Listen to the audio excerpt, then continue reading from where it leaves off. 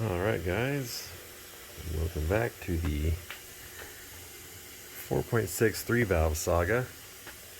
So I got the heads all assembled. See my little unshrouding of the valves here. Got all new lifters and followers, new phasers, new VCT solenoids.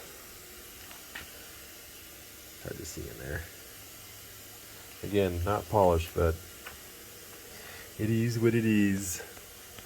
So time to get the block prepped and get these heads bolted on. Alright, so I'm getting ready to mount the exhaust manifolds. So just notice how sweet these ports match with the gasket. And actually I was shocked. I looked at these, I figured they were smaller than the gasket, but they weren't. So there won't be any back pressure issues. So yeah. Alright, let's get these heads on. I got I got the block pretty much ready. Pistons all cleaned up. These are the oil drain backs, and this is the oil pressure port. So I plugged all those up so I wouldn't get crap in there. I'm going to change the oil before I run it anyways, just because I'm not sure if coolant got... Whoops! Just because I'm not sure if I got coolant down the pan when I pulled the front cover off and all that crap. So anyways, it's getting close. Alright guys, so the first head is on. Second head's ready. Got the gasket in place. Everything's clean. A couple things to note if you're doing one of these cars. Make sure that you blow out all of the holes for the head bolts. They can get coolant in there. Got some stuff on my screen. They can get coolant in there when you pull the heads off, and if you leave it in there, eventually it'll cause corrosion. But more importantly than that, you could hydraulic the bolt in the hole with the fluid, and what can happen is you can actually crack the block by hydraulicking the bolt. The way you torque these bolts, these are torque to yield, so you do 30 foot-pounds to start in this pattern like this, and then you go 90 degrees and then 90 degrees again. What I found on that head, which I don't remember having this before, was once I started doing the first 90s, I had to go back and retorque the 30. So on each new bolt that I was going to the first 90. So once you snug it down, all the rest of them get loose at first. So you gotta kind of retorque them to 30 before you go to 90. So anyways, that's where we're at. Get ready to drop this other head on here. All right, so now that both heads are installed, I've gone ahead and installed both of the chain guides. These are the respective guides for the tensioners, chain tensioners. So I neglected to mention this earlier. If you are putting heads in the car and you got to do a full timing job, you want to make sure that the cam is about in the 12 o'clock position to the head. R on this side, L on this side.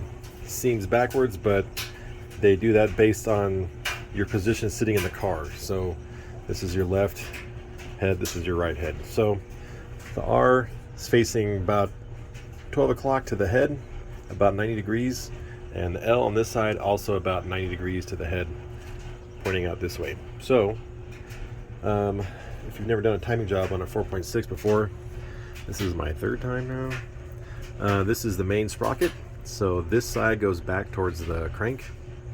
This is the front. That little hole right there, little mark, is where you put the colored links of the timing chain. So we're going to start with driver's side first because the chain on that side is behind the chain for this side, so we got to do that one first. So basically what I do is I just install the chain on here first, hold it in place, slide it in position, get it onto the phaser.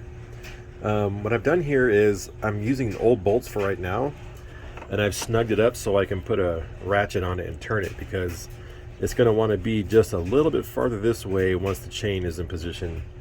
So I'll put a ratchet on it, pull it over, install the chain, put the tensioner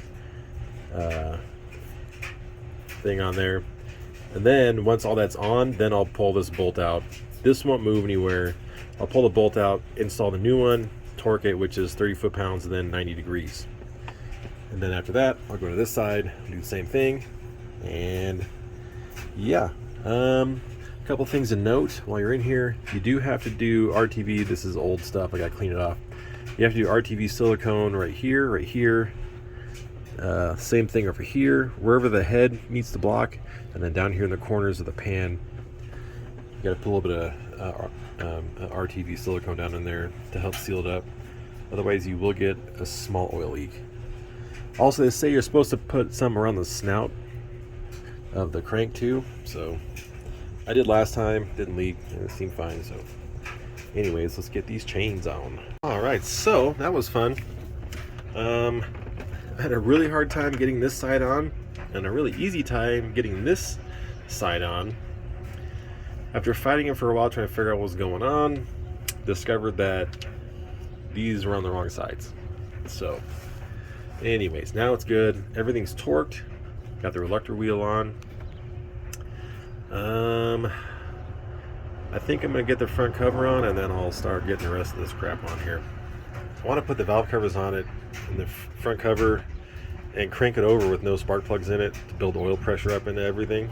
So I want to get that done before I start it for sure. Alright guys, it's so quiet and so stock. I think I just threw up in my mouth a little bit. Well, it took a long time. I was up till about 3 a.m. the other night getting it back together. I had a bunch of check engine lights. I used some O2 sensors that I got with some headers that were supposedly new, and the car did not like them at all. So after I got it running, I had to jack it back up, take those the front O2 sensors out, which if you ever change the front O2 sensors on a stock H-pipe, one of them is in the exhaust manifold on this side, the other one is close to the manifold on that side, and they're really hard to get to. I ended up having to take the H-pipe back off to change the one. Getting this one off was a freaking nightmare, so I was up till 3 in the morning on Friday night. Saturday, I drove it to Lancaster to take my son to a baseball game. It was running fine, but it had no power, and I had a check engine light for the CMCV valves and also for the NOx sensors. And I took stuff apart again, looked around, couldn't figure it out. I thought those had different connectors, but they don't. They had the same connector, and today I discovered that I had them backwards. Had them plugged into the wrong harness.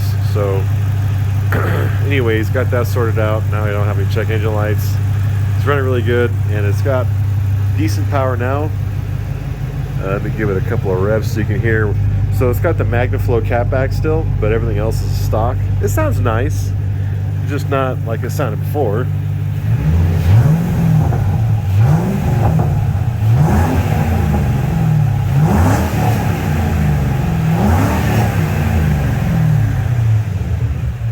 So it sounds good. It's not that quiet. I'm sure my wife's gonna come out and yell at me any second. But yeah, no valve train noise. That is the injectors that you're hearing. So it's running super smooth. Yeah, I haven't driven the car stock for a long time, and it's about 80-ish horsepower down from where it normally is. But honestly, it's still fun to drive. I think my biggest complaint about the stock motor and stock tune is the throttle response is just terrible with the stock tune. You can't even rev match downshift it hardly. It's just ridiculous. But anyways, so I'm super stoked. It's running super sweet. And yeah, I missed a lot in between the last video clip and this one, but oh well. It is what it is. Hope you guys liked it, and we'll see you in the next one.